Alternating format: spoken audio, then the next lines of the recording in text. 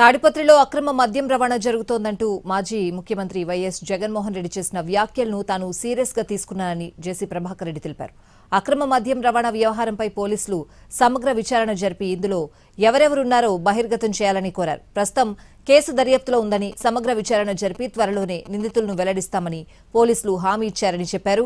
Case దర్యాప్తు కొనసాగుతున్న సమయంలో పోలీసులను ఇబ్బంది పెట్టకూడదనే ఉద్దేశంతో ఈ రోజు నిరసన చేపట్టలేదని జేసీ ప్రభాకర్ రెడ్డి స్పష్టం చేశారు. అయితే కొద్ది రోజుల్లోగా పోలీసులు సమగ్ర విచారణ జరిపి నిందితుల వివరాలను వెల్లడించకపోతే మళ్లీ నిరసన చేపడతానని జేసీ ప్రభాకర్ రెడ్డి హెచ్చరించారు.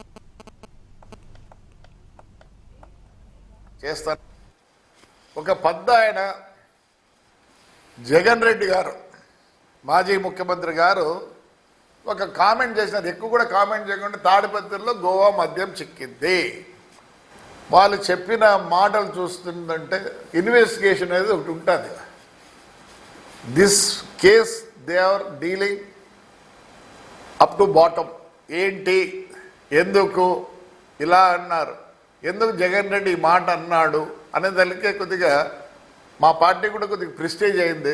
సో వాళ్ళు కూడా ప్రెజర్ పెట్టినారు. ప్రెజర్ అంటే కాదు, వాళ్ళు కూడా దీన్ని ఏదో అని తేల్చుకోవాలనే ఉద్దేశంతోనే చేస్తున్నారు.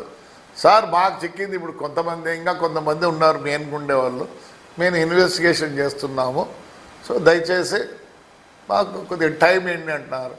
మరి పోలీస్ ఇన్వెస్టిగేషన్లో ఉన్నప్పుడు మనం ఎట్లంటే అట్లా చేయకూడదు.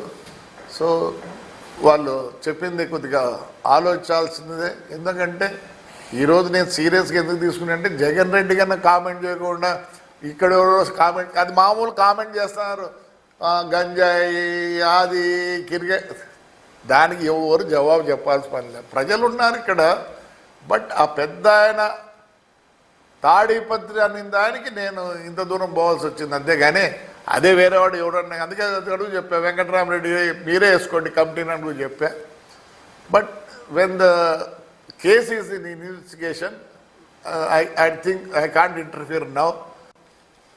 ఒక పద్దాయన జగన్ రెడ్డి గారు, మాజీ ముఖ్యమంత్రి గారు ఒక కామెంట్ చేసినారు. ఎక్కువ కూడా కామెంట్ చేయకుండా తాడిపత్రిలో గోవా మద్యం చిక్కింది.